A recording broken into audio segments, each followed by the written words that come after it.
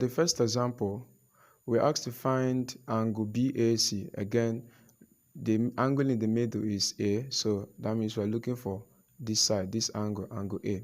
I think I'll just highlight it. So this is the angle we're interested in. All right, so let's see what we can do.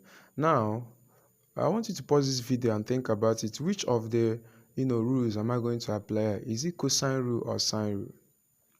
Now, remember for sine rule rather, we say that we need to have at least two sides and an angle, an included angle, or two angles and one side. But I discover in this video we have no angle at all. So whenever we don't have either when we have three angles and no side, or three sides and no angle, sine rule cannot work, alright? So we cannot use sine rule. So here we can use cosine rule. Since we're looking for angle A, we're looking for angle A. Remember, this HCM is opposite angle A. So HCM is opposite angle A. So we can go ahead and use this cosine rule. Let me just write it here. Cosine rule says that A squared is equal to B squared plus C squared minus 2BC cos A. Alright? So what's A? A now is 8. That's 8 squared is equal to B is 5 squared. C is 5 squared. So anytime you see that B and C are equal, means that this is an isosceles triangle. Alright?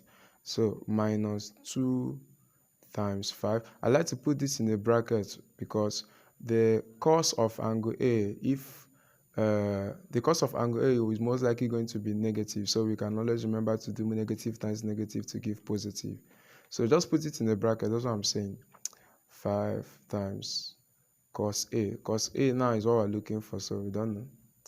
A squared is 64 is equal to 5 squared is 25, another 25 minus 2 times 5 is 10, 10 times 5 is 50. So we have 50 times cos A. Now I want to go ahead and make cos A the subject of the formula. So let's just simplify further. 25 plus 25 is 50 minus 50 cos A. I'll just scroll down a little bit now. Let me move 50 to the other side. So we have 64 minus 50 is equal to negative 50 cos A, because the negative multiplying 50 cos A makes it negative 50 cos A. 64 minus 50 is 14.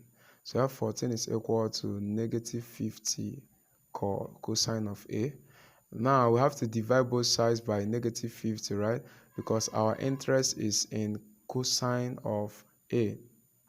Now, you see that cancels out. So we have that cos A is equal to, let's reduce 14 over negative 50. That will give me negative 2 into 14 is 7, and then 2 into 50 is 25. Let's reduce it further. We now have to get decimal.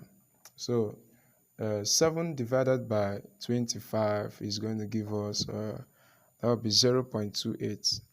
So negative 0.28.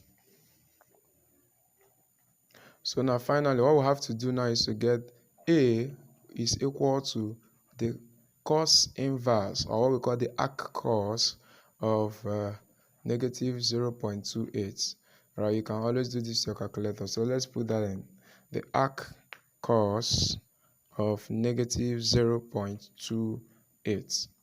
Now you see that. So we're just going to approximate to 2 decimal places. So we have 106.26 degrees, and that's the value of the angle A.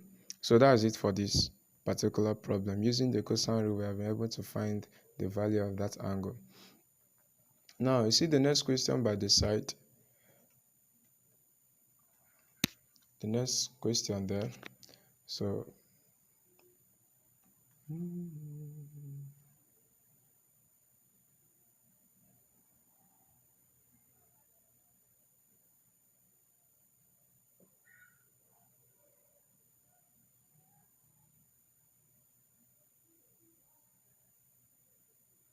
alright, so this problem now, we say we should calculate the value of the line AB.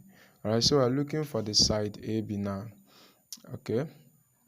Now I want you to realize something. See that this 40 degrees is angle C.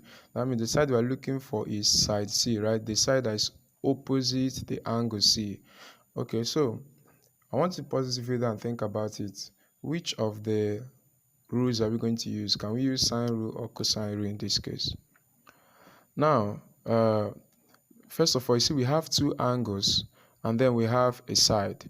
And for us to use sine rule, you see that this angle A does not correspond to any side. So we don't know the side that is opposite the angle A.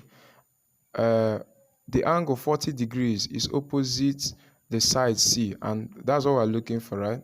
So, but then we can work with this angle A, and that is if we're considering sine rule, because we must be able to have a side that's opposite. So you see that the side that's opposite an angle is actually this side, 7.5 cm.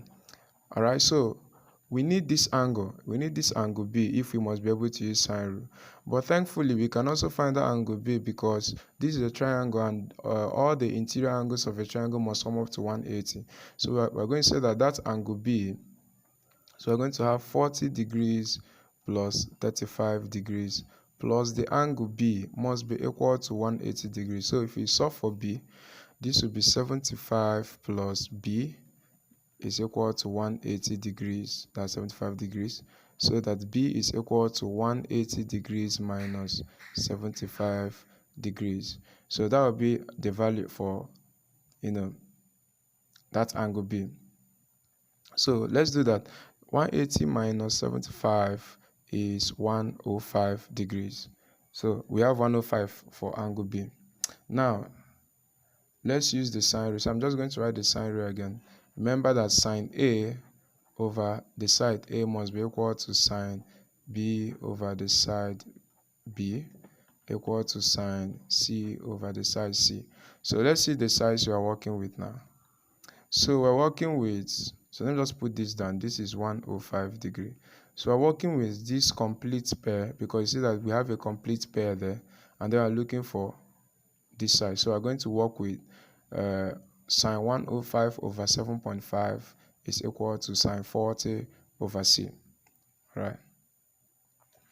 So let's put it down now. So we have sine 40 over the line AB, which is what we're looking for, must be equal to sine 105 over 7.5.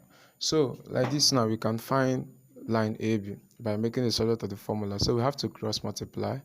So we have line AB times sine 105 degrees must be equal to 7.5 sine 40 degrees. So we just divide both sides by sine 105 degrees to make AB the subject of the formula. So sine 105 is cancelling each other there. So we now have line AB to be equal to the whole of that. So let's press that. We have 7.5 sine 40 divided by sine 105. We have 4.99 and all that. So let's just approximate it to a whole number, right? Since if you approximate to 2 decimal places, you're going to come back to a whole number 5. So we have 5 cm as our answer. So that's how to use the sine rule.